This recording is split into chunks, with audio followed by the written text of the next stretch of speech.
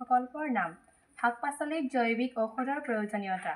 আমাৰ বোধেৰে বিংশ শতিকাৰ শেষৰ ফালে আৰু একবিংশ শতিকাৰ আৰম্ভণি সময়ছোৱাত জৈৱ বৈচিত্ৰ্যৰ ভাৰসাম্য নোহোৱা হেতুকে আমাৰ চৌপাশত থকা শাক-পাচলিসমূহত অচিন পোক-পতংগ আবিৰ্ভাৱ বাঢ়িবলৈ লৈছে। তেনে পোক-পতংগসমূহ নিৰ্মূল কৰাৰ নামত বজাৰৰ ৰাসায়নিক ঔষধ ব্যৱহাৰ কৰাৰ ফলত আমি দৈনন্দিন ব্যৱহাৰ কৰা শাক-পাচলিসমূহৰ পৰা নানান অচিন বেমাৰ বাঢ়িবলৈ লৈছে। সেয়েহে আমি সুস্থ সবল জীৱনশৈলী বৰ্তাই ৰখাৰ স্বাৰ্থত ঘৰুৱাভাৱে প্ৰস্তুত কৰা জৈৱিক ঔষধ ছাৰ বাইদেউসকলৰ সহযোগত প্ৰস্তুত কৰাৰ প্ৰয়াস কৰিছোঁ।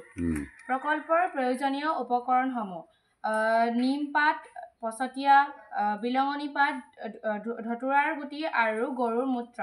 প্ৰকল্পৰ প্ৰস্তুত প্ৰণালী উপৰোক্ত উপকৰণসমূহ ভালকৈ গুৰি কৰি এটা ২ লিটাৰ ধৰা পাত্ৰত গৰুৰ মূত্ৰৰ সৈতে মিহলাই ১ সপ্তাহমান ৰখাৰ পাছত পাত্ৰটিত ৰখা দ্ৰৱণ দি ছাঁকনিৰে ছেকি পৃথক কৰি ব্যৱহাৰ উপযোগী কৰোঁ।